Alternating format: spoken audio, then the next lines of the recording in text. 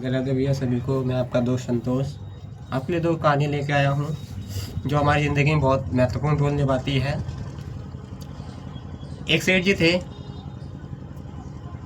उनके पास बहुत ही ज़्यादा धन धान्य से बिल्कुल एकदम मस्त थे धन धान्य से, लेकिन उनकी ज़िंदगी का एक महत्वपूर्ण नियम ये था कि वो प्रतिदिन जो है जाते थे सत्संग सुनने के लिए। अब सत्संग में जो बात होती थी वो सारे सुनते थे और घर आते थे, फिर अपना व्यापार संभालते थे। ऐसे ही सत्संग सुनते सुनते उनको शायद 20 वर्ष हो गए थे। 20 वर्ष व्यतीत हो गए थे सत्संग सुनते सुनते। अब एक दिन के बाद क्या हुई कि उनको कहीं से न्योता आया, निमंत्रण आया। अब उन्हें उस निमंत्रण के तहत बाहर अपने उस गांव से बाहर जाना था। अब मुसीबत ये हो रही थी कि जो उनका नियम था सत्संग सुनने का, अब उसे वो पालन कैसे करें। तो उन्होंने दिमाग लगाया कि जो मैं है अपनी जगह अपने बेटे को भेज देता हूँ। जब उन्होंने अपने बेटे को ये बात बोली तो उनके बेटे ने बोला कि ठीक है पिताजी, मैं आपके बदले सत्संग में चले जाऊँगा। सत्संग में जब उसका बेटा गया तो उसने वहाँ पे जो भी बातें, जो महाराज जी वहाँ पे जो वहाँ के महाराज जी थे, उन्होंने जो जो बातें बोली वो उसने ग्रहण करी और अपनी ज़िंदगी में अपनाया। उस सत्संग में ये बोला गया कि अगर गाय तुम्हारे सामान में से कुछ खा रही हो तो उसमें तुम्हें उसे डंडे से नहीं मार के भगाना नहीं चाहिए। क्यों? क्योंकि वो अगर खा रही है तो भगवान तुम्हें जितना वो खा रही है उससे ज़्यादा तुम्हें देंगे। ये बात उसे बहुत अच्छी लगी और उसने इस बात को अपने जीवन में उतारा। तो एक बार की बात क्या हुई कि उसके दुकान में गाय ने आके एक पोटली के अंदर कुछ सामान होगा खाने का, उसमें मुंह मारा और खाने लगी हो, लेकिन उसके बेटे ने डंडा नहीं मारा, उसको भगाया नहीं। तभी उसके पिताजी जो थे, जो सत्संग करते थे, फिर उनको भेजा था, वो वहाँ से आ रहे थे। उन्होंने देखा अबे कैसा है ये, पागल है, गाय खा रही है और ये खड़ा खड़ा देख रहा है और भगा नहीं रहा है। तब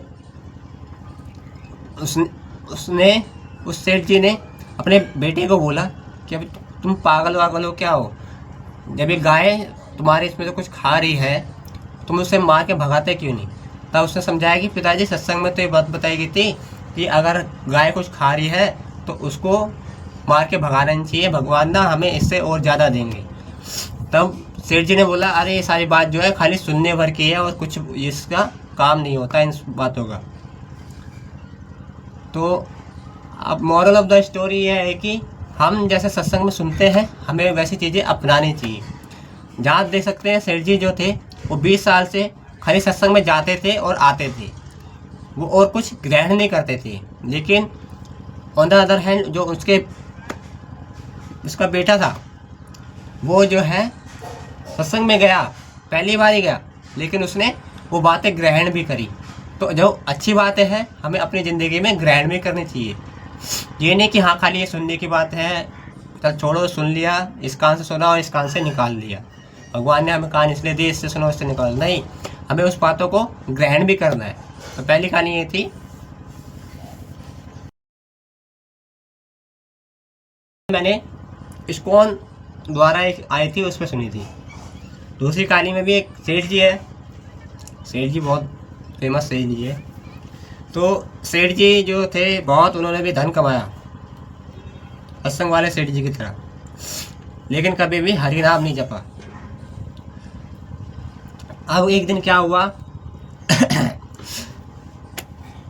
उनकी तबीयत हुई बहुत ख़राब। जब उनकी तबीयत बहुत ख़राब हुई तब वो पड़ गए बिस्तर में, बुखार, दस्त, उल्टी, हर चीज़ होने लगी उन्हें। अब मतलब मान लो वैसे था कि हाँ आप तो ये सेठ जी राम नाम सत्य हो जाएगा, ऐसी स्थिति हो गई थी। तब जो है उनका बेटा देखता है कि मेरे पिताजी जो है ऐसी स्थिति है कि ये कभी भी पधार सकते हैं, तो अगर ये ऐसे पधार गए तो इनकी दुर्गति होगी, क्योंकि इन्होंने जीवन भर कभी भी भगवान का नाम ही नहीं लिया। अब उसका बेटा जो है वो सोचता है कि मैं कैसे भी ना कैसे करके अपने पिताश्री के मुख से जो है भगवान का नाम निकलवाता हूँ। तो वो पास में जाता है, बोलता है पिताजी पिताजी बोलिए राम राम। तो उसका बाप जो सुनता नहीं है, तो सेठ जी थे वो सुनता नहीं है, सब इग्नोर मार देता है।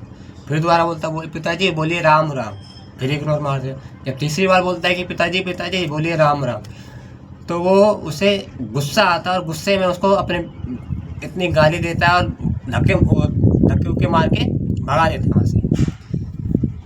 तो वो सोचता है अरे पिताजी के मुख से राम कैसे भी भगवान का नाम तो लिखवाना पड़ेगा, नहीं तो मृत्यु के बाद उनकी दुर्गति होगी। अब वो क्या करता है कि अपने एक रिश्तेदार में से थे, रिश्तेदार में उनका भी नाम क्या था, रामलेख नाम था। आगे नाम है भगवान का राम फिर लेख। तो उसने दिमाग लगाया चलो भगवान का नाम ही तो लेंगे, रामलेख। तो उसने उसको पत्र लिखा और आया, वो बोला पिताजी पिताजी आप देखिए ये कौन है, आप इन्हें पहचानते हैं, नाम जानते हैं? फिर उसने देखा, इग्नोर मार दिया। फिर बोला पिताजी आप इनका नाम जानते हैं, इनका नाम जानते हैं? फिर तो उसने बताया दूसरी बारी में क्या बोला, चिल्ला के बोला अरे ये तो लाजवंती का पति है। उसने ये नहीं बोला कि ये रामलेख है।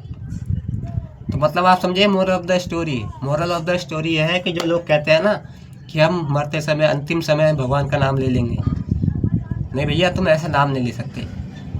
जब हम मरते हैं ना तो हमारी जो इन दो आँखों है ना, इन दोनों आँखों के सामने हमारी सारे वो दृश्य आते हैं जो हमने जीवन भर करे हैं। तो इसलिए हमें जितना हो सके प्रभु इच्छा से जितना हो सके उतना नाम लेना चाहिए भगवान का, जिससे कि अंतिम समय प्रभु हमें खुद याद करे और हम उनकी कृपा से उनका नाम ले सकें। तो हरे कृष्णा हरि बोल, राधे राधे।